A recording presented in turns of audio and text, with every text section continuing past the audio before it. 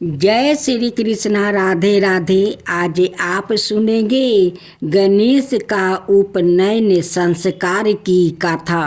बालक माहोत्कट गणेश जी के विभिन्न अवतार में से एक नाम द्वारा उदित और ढूंढले। जैसे दुदांत असुरों के मारे जाने का समाचार जंगल की आग की तरह चारों दिशाओं में फैल गया। ऋषि मुनियों गंधर्व सहित अनेक देवता भी भेष बदल कर माहोत्कट के दर्शन करने महर्षि कश्यप के आश्रम में पहुंच गया। तब तक माहोत्कट 5 वर्ष के हो चुके थे। उनके उपनयन संस्कार की तैयारी की जा रही थी। जिस समय महर्षि कश्यप के आश्रम में माहोत्कट का उपनयन संस्कार चल रही थी, उस समय असुर नरातक की राजसभा में उन्हें मारने के लिए और ही षड्यंत्र रच रहा था। नरातक ने अपने 5 विषय असुरों को आदेश दिया। पिंगाक्ष विशाल पिंगल चपल तुम पांचों तुरंत ब्राह्मणों का भेष बदल कर कश्यप के आश्रम में पहुंच जाओ और उपनयन कराने वाले ब्राह्मणों में शामिल हो जाओ। फिर मौका पाकर उस बालक को समाप्त कर देना। आज्ञा पाते ही 5 असुरों मायावी शक्ति से तुरंत आश्रम में जा पहुंचा और ब्राह्मणों की उस भीड़ में घुल मिल गया जो उपनयन संस्कार करवा रहे थे।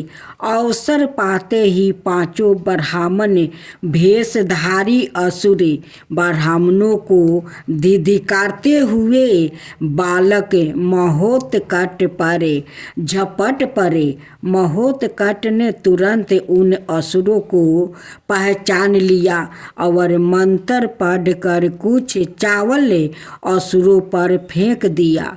5 असुरों के वस्तु में आग लग गई और वो धू धू करके जलने लगा और उनके निर्जीव शरीर पृथ्वी पर गिर पड़े। असुरों के भयानक शवों को देखकर उपस्थित देवता ऋषि मुनि ब्रह्मा और सभी जन अत्यंत चकित हुआ। 5 छलिया राक्षसों को क्षण भर में ही इस बालक ने कैसे मार डाला, यह बात समझ में नहीं आई। क्यों भूभार हरण करने के लिए परमात्मा ने ही अवतार ग्रहण किया है। ब्रह्मादि देवगण परम प्रभु विनायक देव की लीला समझ कर उन पर सुगंधित फूलों की वृष्टि करने लगा। तदंतर माहोत्कट का उपनयन संस्कार हुआ। महर्षि कश्यप ने सवाए उन्हें गायत्री मंत्र दिया। परम प्रिया पुत्र माहोत्कट की प्राण रक्षा से प्रसन्न होकर महर्षि कश्यप ने पूर्ण शक्ति पूर्वक ब्राह्मणों की पूजा की और उन्हें विविध प्रकार के वस्तु स्वर्ण और गौ प्रदान की। इसके बाद एकतर समुदाय के बीच महर्षि वशिष्ठ अत्यंत स्नेह पूर्वक विनायक का हाथ पकड़ उन्हें ब्रह्मा के पास ले गया। ब्रह्मा ने अपने कमंडलू के जल से उन पर तीर्थों का जल छिड़का और सादा खिला रहने वाला पद्म पुष्प उन्हें प्रदान किया। उस समय उन्होंने विनायक का नाम ब्राह्मण अस्पति रखा। फिर देव गुरु बृहस्पति ने भी विनायक की पूजा करके उन्हें भारभूति प्रदान किया। कुबेर ने विनायक की पूजा करके उनका नाम सुरानंद रखा और उन्हें अपने कंठ की रत्नमाला प्रदान की। वरुण ने अपना पास प्रदान कर उन्हें सबर प्रिया नाम दिया। भगवान शंकर ने भी त्रिशूल और डमरू देकर उन्हें विरूपाक्ष कहा और फिर उन्हें भालचंद्र नाम से संबोधित करते हुए चंद्रकाला दे दिया।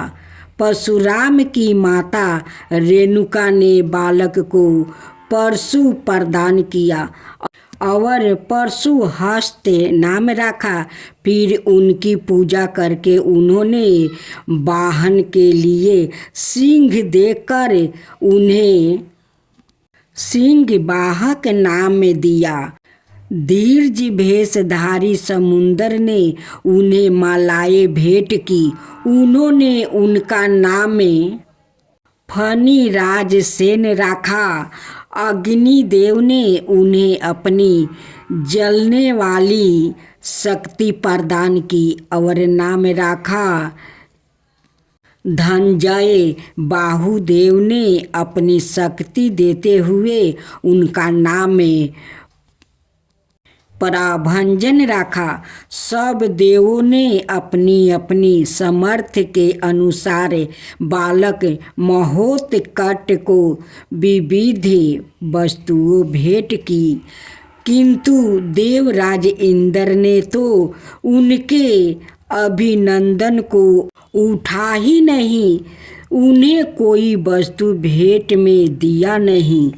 एक तो वो पहुंचा भी देर से और दूसरे उसने उन असुरों को जलते हुए देखा भी नहीं। वास्तव में देवराज इंद्र को अपनी शक्तियों का अभिमान हो गया था और इस समय वो यही सोच रहा था, यह देव और ऋषिगण व्यर्थ ही एक बालक को इतना महत्व देते हुए इसका सम्मान कर रहे हैं और माता अदिति का पुत्र है, इस नाते से भी यह मेरा छोटा भाई है, फिर मैं इसको इतना महत्व क्यों दूं? महोत्कट सदाए इंद्र के मन के विचार भाप लेते थे। उनके नेत्रों से अग्नि की चिंगारियां सी फूटने लगी। अचानक एक तेज झंझकार उठा और इंद्र को उठाकर दूर ले जाकर पटक दिया। रंग में भंग पैदा हो गया। आश्रमवासी किसी अनिष्ट की आशंका से घबरा उठे। इंद्र ने आंखों खोली तो उन्होंने महोत्कट के रोम रोम में अंत ब्रह्मांड और भगवान का विराट रूप देखा। ओ मन ही मन सोचने लगा, हे प्रभु, मैं यह क्या देख रहा हूँ? महोत्कट के रोम रोम में समूचे ब्रह्मांड के दर्शन हो रहा है। क्या सचमुच महोत्कट भगवान का ही एक सवा रूप है? अवश्य ऐसा ही है। मुझसे बड़ी भारी भूल हुई है जो मैं महोत्कट को साधारण सा बालक समझ बैठा। चल कर क्षमा मांगूं, यह सोचकर इंद्र शर्मिंदगी से सिर झुकाकर महोत्कट के पास पहुंचा और अनेक प्रकार से स्तुति करके उसे शांत किया। कृपालु महोत्कट ने उसे क्षमा कर दिया। इस अवसर पर इंद्र ने उन्हें अपना अंकुश और कल्प वृक्ष सहित अनेक वस्तुओं भेंट कर अत्यंत शक्ति पूर्वक उनको एक और नाम दिया विनायक। फिर सब लोग प्रसन्नता पूर्वक अपने अपने धाम को पधारे। अब सुने क्रोधासुर की शंका का समाधान।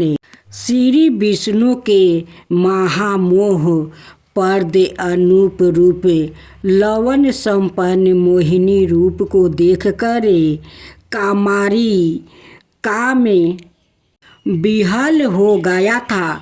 जब हंसते हुए श्री विष्णु ने मोहिनी रूप को त्याग कर पुरुष रूप धारण किया तब शिव खिन्न हो गया, किंतु उनका शुक्र यश खलित हो गया। उससे एक परम शक्ति संपन्न सुंदर पैदा हुआ। उस परम प्रतापी असुर का वर्ण श्याम रंग था। उसके नेत्र तांबे के समान चमक रहे थे।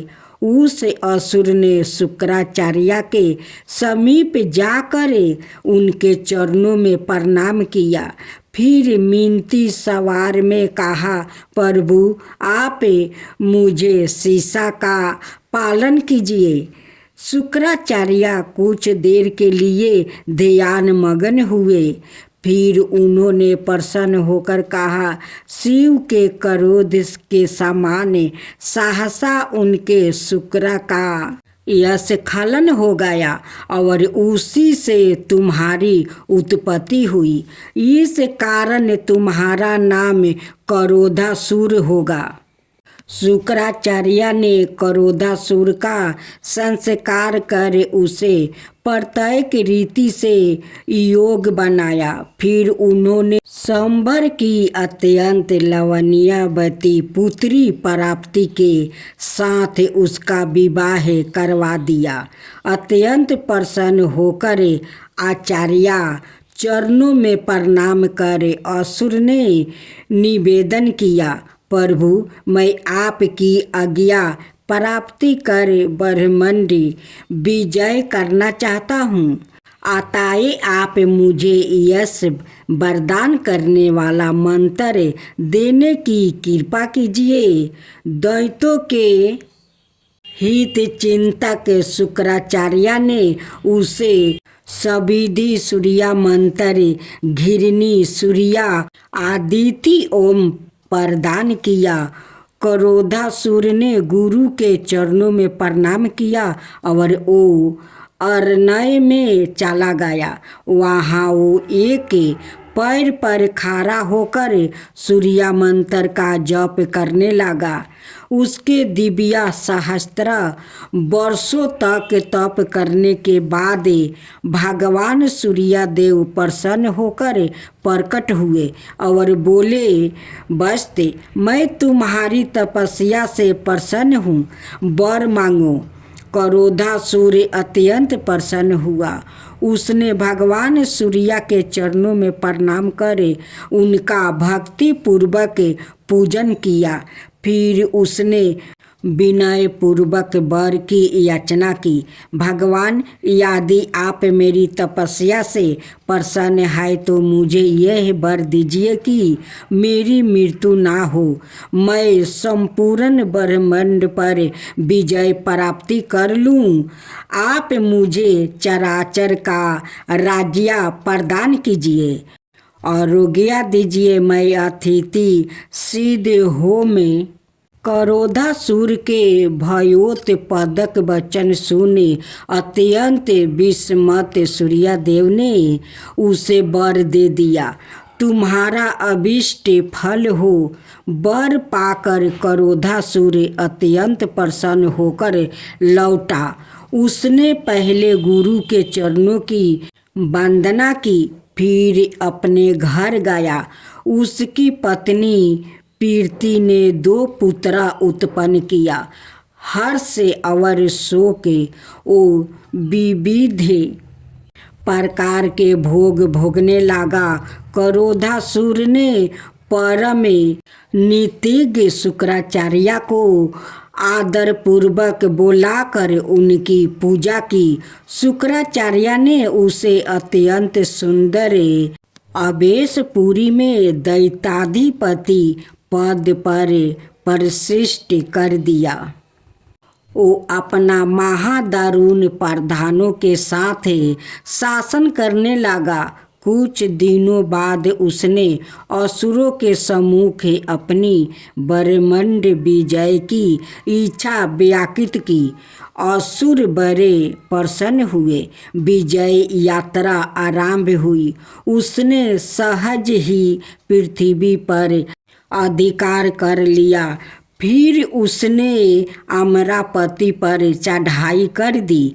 उसके डर से देवगण भागने लगा। इससे स्वर्ग असुर के अधीन हो गया। इसी प्रकार वैकुंठ और कैलाश पर भी उस महादैत्य का राज्य स्थापित हुआ। फिर क्रोधासुर ने अपना दूत भगवान सूर्यदेव के पास भेजा। सूर्यदेव वर प्रदान कर चुके थे। अतः दुखी हृदय से उन्होंने सूर्यलोक त्याग दिया। वहाँ क्रोधासुर का शासन होने लगा। अत्यंत दुखी देवताओं और ऋषियों ने गणेश की आराधना की। इससे संतोष होकर लंबोदर प्रकट हुए। उन्होंने कहा, देवताओं और ऋषियों, मैं क्रोधासुर का अहंकार चूर कर उसे नष्ट कर दूंगा। आप लोग निर्चित हो जाए। आकाशवाणी से यह संवाद क्रोधासुर ने भी सुना। वो भयभीत हो मूर्छित हो गया। चेतना लौटने पर उसे वीर सैनिकों को समझाया, संपूर्ण ब्रह्मांड हमारे अधीन है। आप आज्ञा प्रदान करें। हम किसी भी शत्रु का नाश करने में समर्थ और प्रतीक्षण प्रस्तुत है। अपने वीर सैनिकों के वचन सुनकर क्रोधासुर अत्यंत प्रसन्न हुआ। वो अपनी सेना के साथ युद्ध भूमि में पहुंचा। वहां उसने मूषक रूढ़ गजानन त्रिनयन लंबोदर को देखा। उनकी नाभि में श्रेष्ठ लिपटे हुए थे। लंबोदर के इस विचित्र रूप को देखकर क्रोधासुर अत्यंत कृपित हुआ। भीषण संग्राम होने लगा। लंबोदर के साथ देवगण भी असुरों का सर्वनाश करने लगे। क्रोधासुर के बलि रावण, जंभ मलयावन, कुंभकर्ण और राहु आदि महाबलवान योद्धा अत्यंत आहत होकर पृथ्वी पर गिर पड़े। वो मृत्यु पराये हो गया। क्रोधासुर दुख से अत्यंत व्याकुल हो गया। उसने लंबोदर को सम्मुख देखकर कहा, मूर्ख लंबोदर, तू ब्रह्मांड विजय सूर्य के सम्मुख युद्ध करना चाहता है। तेरी बुद्धि मरी गई है। तू शीघ्र ही मेरी शरण में आ जा। अनाथ मैं तेरा लंबा उधर एक ही बाण से फोड़ दूंगा।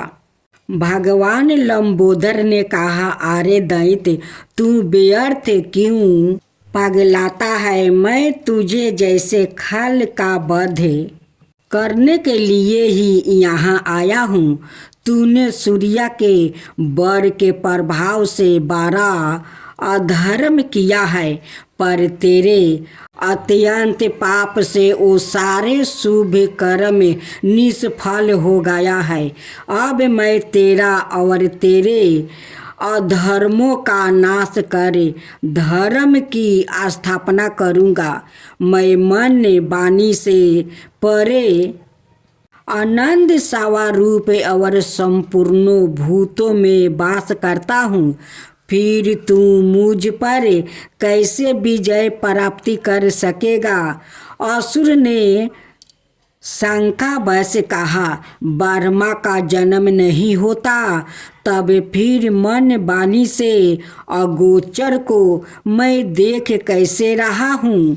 लंबोदर बोले, मेरे बावां अंगों में जो यह सीधी है वो भारती सवारूपा है। सब लोग सीधी के लिए भटकते हैं और भ्रमण में पड़े रहते हैं। दाएं भाग में सवाए बुद्धि विराजमान है जो भारती को धारण करती है। बुद्धि से विचार करके फिर उस विषय में मनुष्य भरता होता है। सवाए बुद्धि चित्त रूपा है और वहाँ 5 प्रकार की बताई गई है। सीधी पंच भर्तीमयी है और मैं इन दोनों बुद्धि और सीधी का पति हूँ। नाना प्रकार का विश्व और ब्रह्मा सदा मेरे उदर में स्थित है, इसलिए मैं लंबोदर कहा गया हूँ। सारा जगत मेरे उदर से उत्पन्न हुआ है, मुझ से ही पालित होता है और अंत में सबको अपने उदरस्थ करके मैं निरंतर क्रीड़ा करता रहता हूँ। अतः यदि तुम जीवित रहना चाहते हो तो मेरी शरण में आ जाओ। शुक्राचार्य मुझे जानते हैं, तुम तो समझने पर भी मेरे तत्व को नहीं समझ सकते। ना तो मैं दैत्यों का वध का अभिलाषी हूँ और ना देवताओं का ही वध मुझे प्रिय है। अपने अपने धर्म में लगे हुए सब लोगों का मैं पालन करता हूँ, इसमें संदेह नहीं है। क्रोधासुर की शंखाओं का समाधान होते ही वो प्रभु के चरणों में गिर पड़ा। उसने भक्ति भाव से उनकी पूजा करे गद्य गद्य कंठ से स्तुति की। सहज कृपालु लंबोदर ने उसे क्षमा तो कर ही दिया, उसे अपनी भक्ति भी प्रदान कर दिया। क्रोधासुर ने परम प्रभु लंबोदर के चरण कमलों में पूर्ण प्रणाम करे उनकी पूजा की। फिर वो उनकी आज्ञा प्राप्ति कर शांत जीवन व्यतीत करने के लिए पाताल को चला गया। जय गणेश।